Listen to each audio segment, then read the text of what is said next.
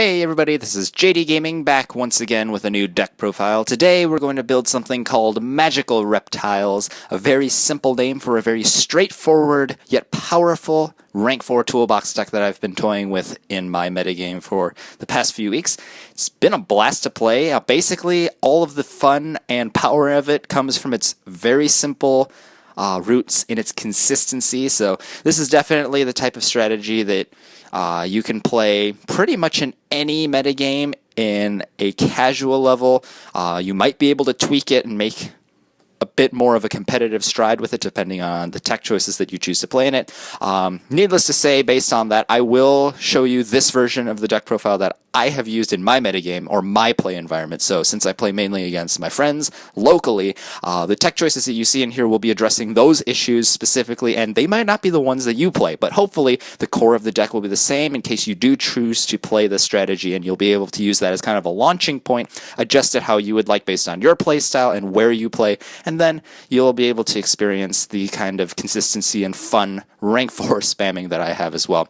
It is kind of a spin-off of the Clownblade days of old, but now with Lavalval Chain banned, of course, this kind of took its own course and found some new synergetic cards that works for the environment that I've been testing it in. So, I mean, I've been having a blast with it. Hopefully you guys will have a blast with it as well.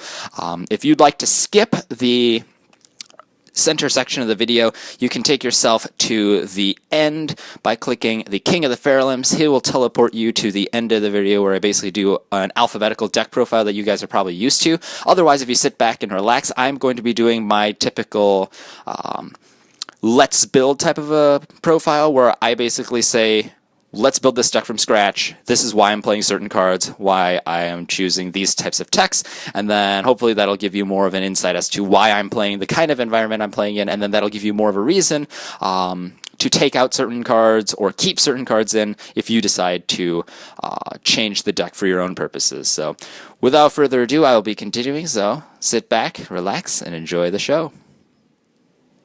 As usual, we have to start off by establishing the theme of our deck. We are going to be playing with some spellcaster monsters and other monsters that can come to the board because of spellcasters. So first we have 3 Trick Clown. If he hits the grave in any way, you bring him back once per turn at 0 attack and defense, and then you take 1,000 damage. So you may have seen this guy in Clownblade. It's a little less of a consistent strategy now that Lavalval Chain's banned, Mathematician's limited and such, and I'm not even playing Thousand Blades at all in the strategy because of that, but Trick Clown is still an amazing card because it gives longevity to your Xyz plays and gets you a free card to use once you detach materials. We're also playing 3 Hat Tricker. You guys may also know this guy. If there are at least 2 monsters anywhere on the board, you special him to the board for free. Mainly he's in here because he's a spellcaster that summons himself easily, so you can go for something like Trapeze Magician. Before I played this guy, I couldn't summon Trapeze Magician very consistently, so I just found Hat Tricker is probably the way to go, and I mean, I've been loving it at 3. It's especially good if you go second, because if you plop down any spellcaster monster, or any monster really, you could drop this guy for totally free, and then go make your plays, maybe go King of the Fairlimbs or something, and then you have stuff to do. We're playing 3 Star Drawing, so this guy is good for a variety of Xyz decks, rank 4 and 5. We're not using the rank 5 aspect today, but Star Drawing lets you draw a card when it is, or the monster Xyz summoned with it hits the board. So this helps replace all of the cards that you were using from your hand. Basically, you're extending a bit in order to make your Xyz plays, so it's nice if you're able to replenish your card advantage either by getting Trick Clown back for another Xyz material or just drawing a card straight up with Star Drawing. So these are our 9 main spellcasters in the deck. Then we're going to be using King of the Fairlimbs in our extra deck. You guys may know this guy from like Pepe and stuff and some other old decks. This guy basically lets you detach a material to add any reptile from your deck to your hand. So this is going to bring the supporting lineup that allows us to go and build further Xyz plays. First of all, we are playing a full playset of Gigabyte. This guy you may have seen teched in some of these decks. If you control a spellcaster monster, Gigabyte lets you go and special summon him to the board immediately. And his only restriction is you can only control 1 at a time. So what that means is, if you use Trick Clown as a material for King of the Fairlimbs, you can detach the Trick Clown, bring it back, fetch Gigabyte straight from your deck to your hand, and because you have a Trick Clown on the board that's a spellcaster, Gigabyte can hit the field immediately, and you can go for a second Xyz summon to either bolster your defensive setup or go in on the offensive really, really fast. So Gigabyte's in here for that. We're also playing one teched copy of Nefarious Archfiend Eater of Nefariousness, so if Gigabyte dies from your opponent's card in any way and hits the grave, you can special summon a 15/200 monster from your deck, which Archfiend Eater is. So Archfiend Eater is kind of this deck's version of Thousand Blades. If you guys remember Heroic Challenger Thousand Blades, back when Lavalval Chain and Three Mathematicians were a thing, you could easily dump Thousand Blades to the grave, at which point Trick Clown damaging you, or your opponent hitting you, would get you a free Thousand Blades, and then you could make it become an Xyz material on the next turn. When combined with Trick Clown, of course, that Clown Blade deck basically generated 2 free monsters every turn, even during the opponent's turn, and then you would be able to go for a free Xyz summon without a normal summon. While that isn't what this deck is able to do, this deck's a little more consistent nowadays with the limitations that we've seen to Clown Blade, and so as a result, you know, Thousand Blades just, it's really hard to get that thing consistently in the grave is the problem I found with it. So I decided to run the one Archfiend Eater instead. It has a similar effect in that during the end phase of your opponent's turn, you can take one of your monsters on your board, kill it, and if you do, you get to special summon this guy. So if you hit anything with Trick Clown under it, a dead Xyz monster like King that's already using its materials, or Trick Clown itself, you will get a free Archfiend Eater to help jumpstart your play. So whereas you won't get 2 materials all at once, you do very consistently get at least 1, and if you do hit Trick Clown, you could get 2. So I just found this to be the more consistent alternative to the Thousand Blades. And there are actually games when you just set Gigabyte, if you have nothing else to do, you get this guy out, and then you make a play when your opponent has committed something to the board. So there's that. And finally, we play a full playset of Kage to Kage. I know this seems like a lot. Originally, I was considering Allure of Darkness because I was playing so many of these Kagetos, but basically, King of the Feral Imps will let you fetch Kage to Kage, and this thing will then let you special summon itself if you have to normal any of these monsters, and especially Star Drawing, because you can get that free draw and go into further plays.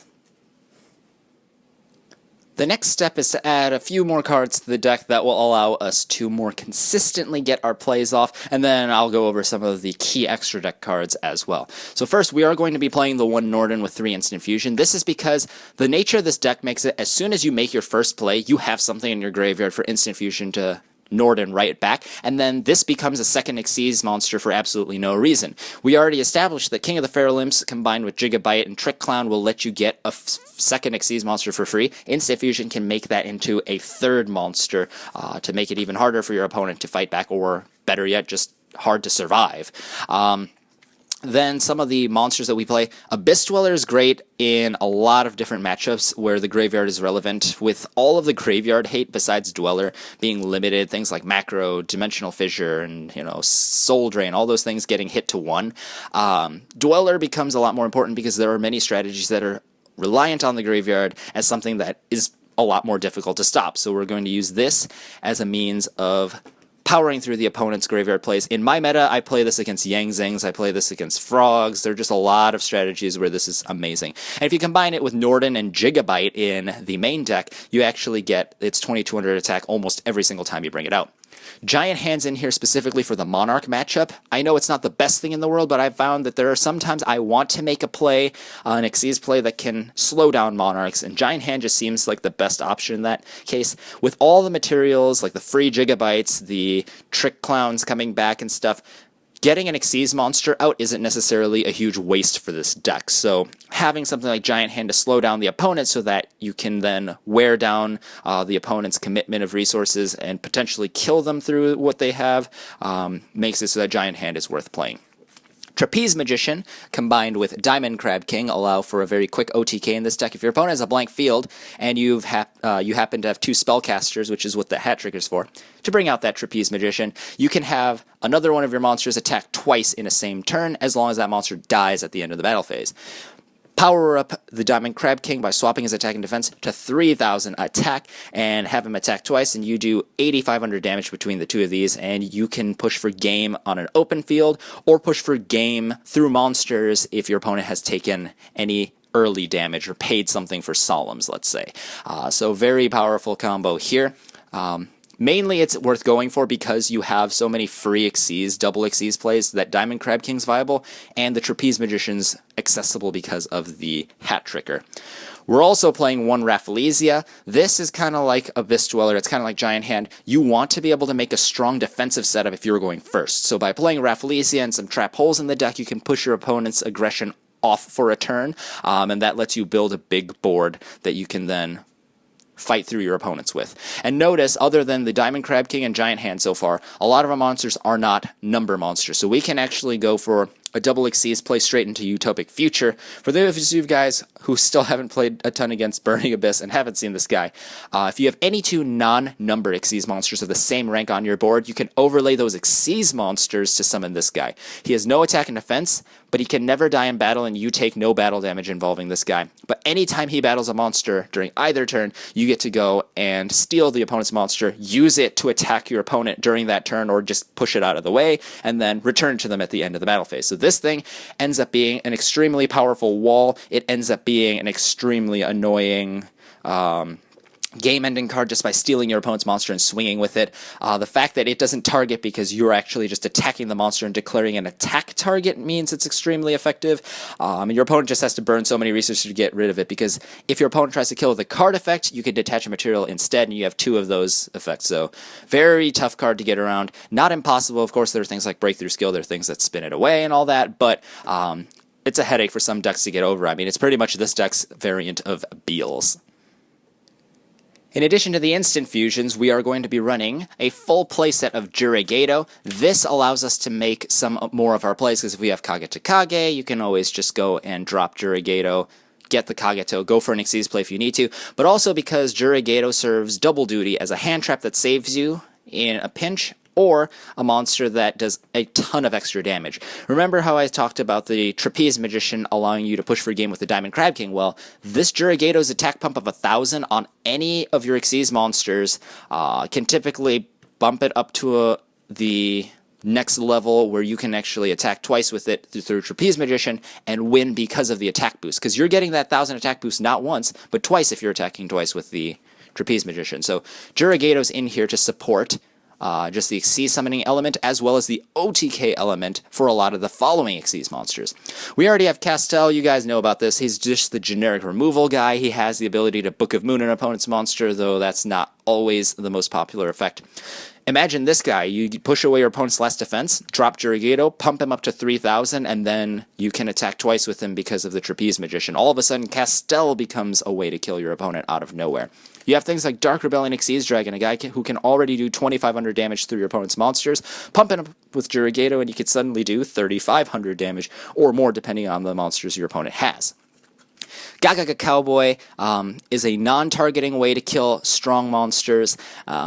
You probably won't be pulling too many OTKs off with Jurigato, but it's just a really strong utility monster to shut down your opponent's big monsters, as well as just burn your opponent for game. There have been so many times where drawing an instant fusion to go Cowboy has been a victory condition for me because of all the damage this deck does in the early stages.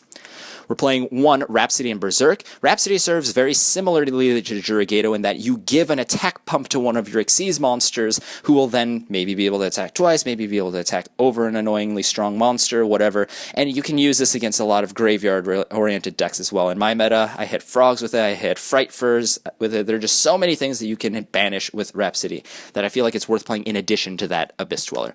One thing, though, if you are playing this deck, remember that this is a number, and that's why you won't be able to summon F0 with it. So do keep that in mind when you are going for your plays. If F0 is something you need to leave yourself open to, make sure you don't play the Rhapsody. Then we play one number 39 Utopia, which of course means we are playing the S39. So for those of you who don't know, S39 Utopia the Lightning is pretty much Armades' Keeper of Boundaries. When he battles, your opponent can't play anything. So he's able to break through a bunch of hand traps, break through a bunch of monster effects that float. He's able to break through back row, just so many different effects that your opponent would try to save themselves with, he prevents.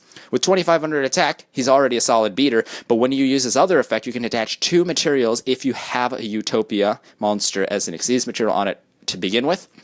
And then for damage calculation of that one attack, you pump him up to 5,000, and your opponent can't even respond, despite that really big effect on your side. So 5,000 usually means you can do a very significant amount of damage. It's comparable to Dark Rebellion Xyz Dragon, and in addition to that, your opponent can't respond, so really if you bait out all your opponent's outs like Raigeki before you bring this guy out, there's a good chance that he will win you the game because of his very powerful protective abilities.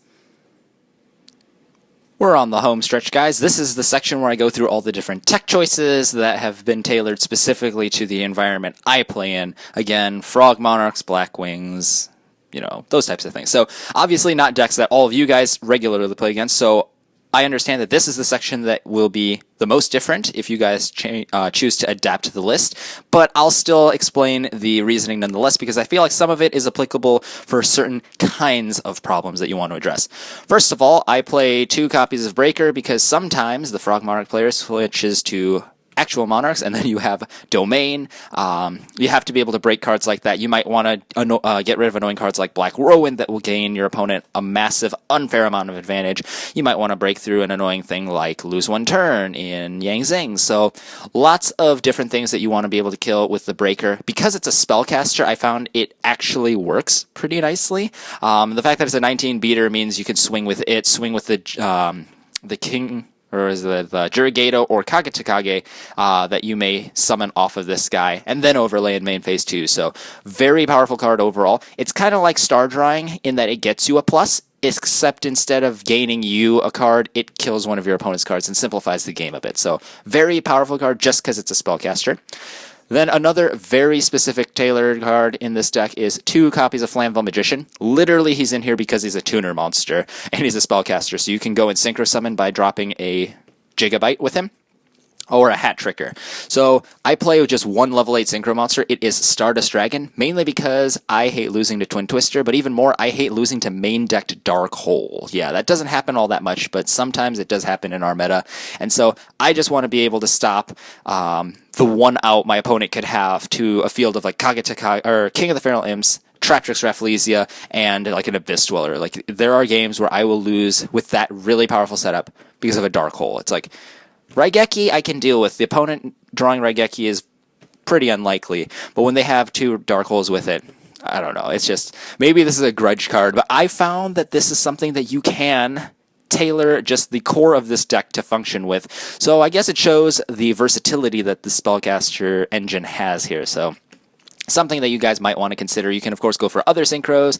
If you want more power plays, you could go for a variety of things with that. But I chose to use the slots to go for Stardust. Then I main deck 3 Max Cs. I considered Valor, but I really don't have any reason to synchro summon, and because of the fact that I have Rafflesia, I decided, let's just go for some extra trap cards to go along with that Rafflesia.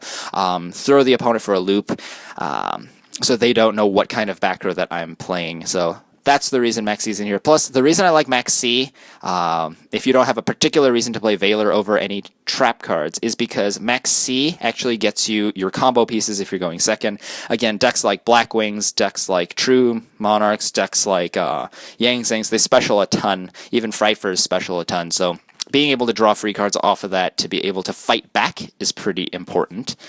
1 Raigeki to be able to clear opponent's boards, that's pretty standard. 3 Twin Twisters. I don't think this is that excessive because this is the type of deck where if you lose one of your summons, it can really slow you down because you need to have all your monsters stick so that your play sequence can be extended. Twin Twisters allows you to do that, and there are plenty of times that I've used this to dump a Trick Clown to start off my plays without even a normal summon. So overall, Twisters is this card that you probably do want to play at 3 in this deck. Of course, it depends on the meta, but in my meta, it ends up working. Finally, I run the 2 trap holes here, the Bottomless and the Void Trap Hole. Bottomless is obvious, I don't have to explain it, but Void Trap Hole, the reason I play this is because I don't play against pendulums in my meta, and so there's no reason to pay 1,000 life for Time Space Trap Hole and allow an effect to go through.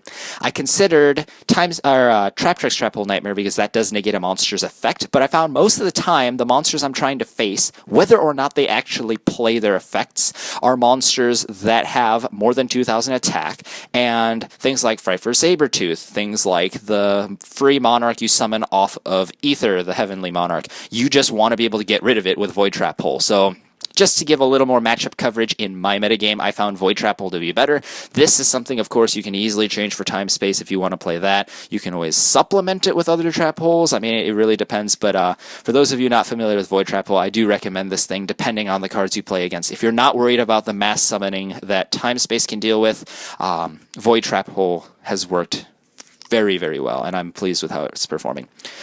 The main decked Eradicator. This is actually, I guess, a counter to like the Dark Holes and all the crap that I face in my meta. But basically, you run the Dark Rebellion Xyz Dragon, and you might even be able to pump up the King of the Feral Imps with Jurigato or something. But mainly, for one card in your extra deck and one card in your main, you could potentially auto-win in my metagame, so I do play this. I guess even in more competitive metagames you might be used to, you can use this to stop pendulums, you can use this to clear back row. All around, very versatile, very powerful card. In many instances, it is an auto-win because of the knowledge you gain from your opponent. You know exactly what you're playing, you know which Xyz monsters to summon to control the opponent's plays. Very powerful card at 1. I mean, I literally threw this in as a joke at one point, but it's been doing so well that I just saw no reason to take it out. So one main decked Eradicator just for bad manners. We're playing then, finally, the Solemn Brigade. I realize these are Korean proxies of it, but I just couldn't justify spending $120 for decks that I won't even be playing in tournaments. But of course, the Warning lets you push through your opponent's big summons, their key plays. Strike does the same thing. In my meta, it's especially powerful because you get to use this not only to stop things like Monarchs, but you also get to stop like Kalut the Moonshadow and Black Wings. You can use this to stop things like Fluffle Wings in Fright Furs. Like there are just so many little things that you can hit with Strike that you couldn't with other monster effect negation like Effect Failure or Breakthrough Skill. So I just decided, I know it's kind of in some ways unfair that I'm playing this thing as a proxy, but whatever. I mean, just for the sake of testing it, I found Solemn Strike works. Are there other trap cards you could play in this deck instead of it? Yes. Things you could definitely consider would be the Breakthrough Skill. Helps you get around Floodgate monsters. You could try Drowning Mirror Force. Maybe Storming, depending on the meta, but probably Drowning Mirror Force would be a good option as well. There are a few things that you could play in those slots if you don't want to afford the Solemn Strikes, or if you're even stingier than I am and just don't even want a proxy. But that's just my 2 cents on that. As a quick aside, I wanted to briefly mention the Brilliant Fusion engine as it pertains to this deck. So originally, this deck began as a Brilliant Fusion deck. I really liked the double normal summon for Seraphinite, because then I could do something like double normal summon of Magellane. I could use things like Traptrix or Rafflesia. So it was pretty much an updated version of my floater extra special deck that you can find elsewhere on my channel.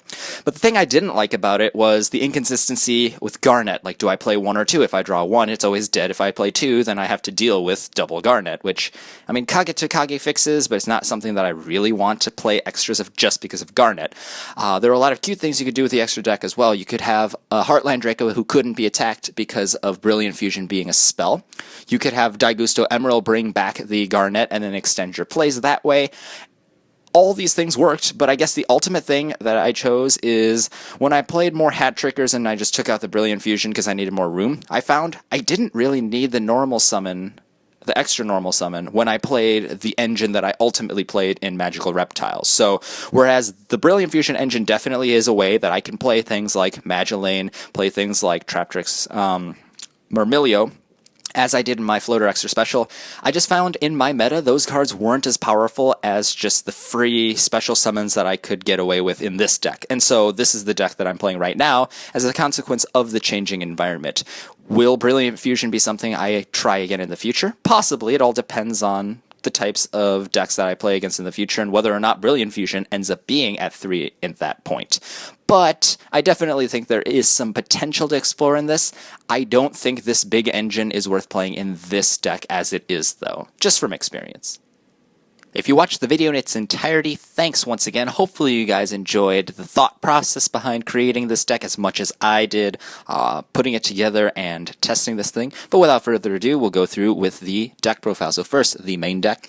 We run a pair of Breaker the Magical Warrior, pair of Flamvel Magician, 3 Gigabyte, 3 Jurigato, 3 Kage to Kage, 3 Max C, 1 Nefarious Archfiend Eater of Nefariousness, 3 Performage Hat Tricker, 3 Performage Trick Clown, and 3 Star Drawing. Then we run for spells, 3 Instant Fusion, a Raigeki, and 3 Twin Twisters. And finally for traps, a Bottomless Trap Hole, an Eradicator Epidemic Virus, 3 copies of Solemn Strike, Solemn Warning, and Void Trap Hole. Then for the extra deck, we run 1 F-Zero Utopic Future, an Abyss Dweller, Castel, Dark Rebellion Xyz Dragon, Gagaga Cowboy, King of the Feral Imps, 52 Diamond Crab King, 80 Rhapsody and Berserk, 106 Giant Hand, Trapeze Magician, Rafflesia, 39 Utopia, S39 the Lightning, Stardust Dragon, and Norden. So of course, if you've skipped the meat of the video, then you probably are confused with a lot of the choices in here. As I've explained in the thought process, a lot of this does go towards basically answering direct problems that this deck faces in my metagame. And I realize that a lot of the choices that you may see, for instance, Void Trap Hole, would be changed with something else like Time Space Trap Hole if you were to play in a different metagame. Maybe if you're playing for like the World Championship qualifiers, or you're playing at your own locals, the environment would be different and you'd be playing different things. But hopefully, the deck profile I've given here at least gives you a scaffold for the type of core strategy that you can start off with this type of build, and then you can tailor it to your own needs. But if you have any specific questions about why I played things, please refer to the rest of the video. And if you still have no idea, or you think something else might be better that I might not have considered, then please feel free to share those down in the comments section below. Hopefully you guys enjoyed this deck profile. Feel free to give it a shot. Maybe, customize it to your own playstyle or wherever you happen to play, whether that's in person with your friends, again, at tournaments or online or whatever. And let me know how it goes. I'd be glad to hear what you have to say. Maybe hear some new tech, share some ideas. This should be a fun thing. So thanks, guys. This is JDGaming. Hope you guys enjoyed once again, and I'll see you guys next time.